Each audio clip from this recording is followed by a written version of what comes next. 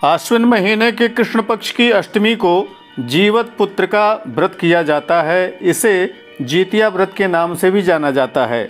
माताएं संतान की प्राप्ति तथा अपने संतान के दीर्घायु आरोग्यता के लिए इस व्रत को करती हैं। इस व्रत को निर्जला अर्थात बिना जलपान किए ही माताएं करती हैं। आज की इस वीडियो में जीवत पुत्र का व्रत का मुहूर्त, पूजा विधि के साथ साथ सारे नियम तथा महात्म को लेकर मैं काशी से सतीश चंद्र पांडे आचार्य कश्यप उपस्थित हूँ। यदि आप पहली बार हमारे चैनल पर पधारे हैं तो व्रत पर्व त्योहार ज्योतिष कुंडली वास्तु तथा ग्रह बाधा निवारण संबंधी प्रामाणिक वीडियो देखने के लिए चैनल को अवश्य सब्सक्राइब कर लें तथा नोटिफिकेशन बेल को ऑन कर लें। आइए जीवत पुत्र का व्रत के संबंध में जानने के लिए इस वीडियो का शुभारंभ करते हैं।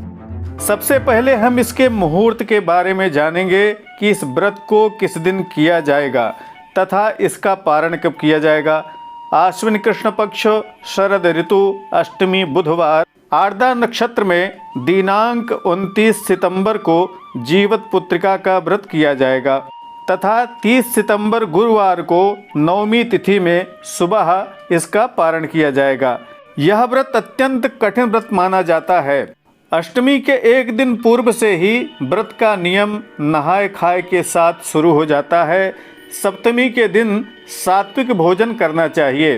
रात्रि में दातून करके ही सोना चाहिए। कुछ स्थानों पर सप्तमी को सायंकाल से पहले ही भोजन कर लेते हैं तथा कुछ जगहों पर इस दिन सतपुतिया को भी माताएं घोंट जाती हैं। मान्यता है कि जिनको पुत्र नहीं है वह यदि सतपुतिया को घोंट लें तो भगवान जीमूत वाहन की कृपा से उन्हें संतान की प्राप्ति होती है और उनकी संतान दीर्घायु होती है। आपके कुल परंपरा में जिस तरह यह व्रत किया जाता है उसी तरह आपको यह व्रत करना चाहिए। मिथिलांचल में इस व्रत में मछली का भी प्रयोग होता है तो कुछ स्थानों पर पकवान बनाकर चील, सियार, सूर्यदेव तथा पितरों के निमित्त ग्रास निकाला जाता है।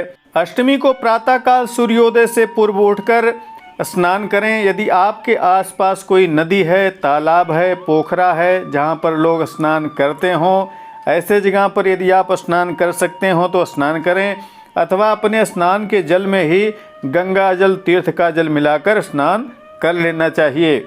स्नान के बाद शुद्ध वस्त्र धारण करके सूर्यार्घ्य देना चाहिए तथा जीवत पुत्र का व्रत का संकल्प धारण करना चाहिए। जो कुछ मन में कामना हो उस कामना को जरूर अपने मन में उच्चारण करना चाहिए। इस दिन जीमूत वाहन की पूजा का विधान है।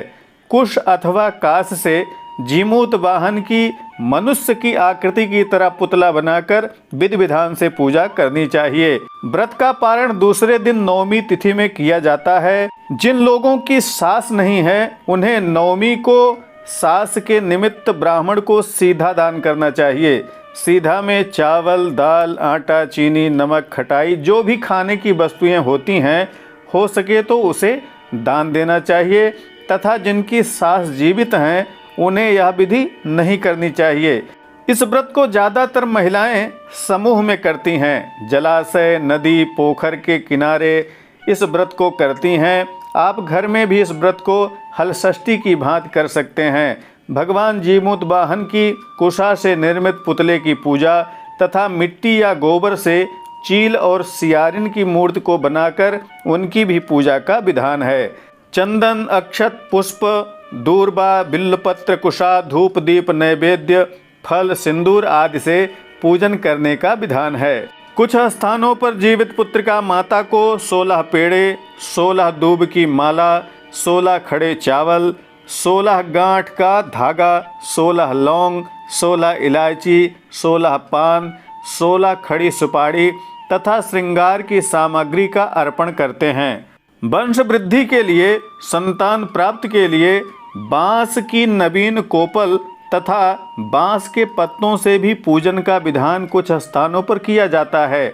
बिहार के मिथिलांचल में खुरजीतिया के रूप में इसका उपवास होता है तथा इस दिन भोर में एवं पारण के दिन मड़ुआ की रोटी, नोनी का साग, तोरई की सब्जी आदि बनती है, उसी से पारण भी करते हैं। इस तरह से अपनी लोक परंपरा के अनुसार आपको व्रत करने चाहिए।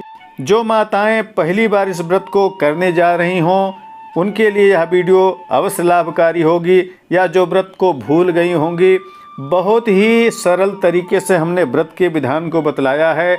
आपको बिल्कुल भी इसमें परेशान होने की ज़रूरत नहीं है। कुशा लेकर उससे मनुष्य की भांति एक आकृति बनाकर उसमें भगवान जीमूत वाहन की पूजा कर लें और उन्हीं से अपने पुत्र पौत्र संतान की दीर्घायु के लिए कामना कर लें। जिनको संतान नहीं है वह संतान प्राप्ति के लिए भी इस व्रत को कर सकती हैं। जिन्हें संतान है वह अपने संतान की दीर्घायु, आरोग्यता, ऐश्वर्य के लिए इस व्रत को करते हैं। चील और सियारिन की कथा तथा जीमूत वाहन की कथा आपको हमारे चैनल पर मिल जाएगी। आपको कहीं भी भटकने की ज़रूरत नहीं है। आशा है यह वीडियो आपके लिए उपयोगी सिद्ध होगी। शीघ्र अगली वीडियो में पुनः मुलाकात होगी। तब तक के लिए नमस्कार। जय विश्वनाथ।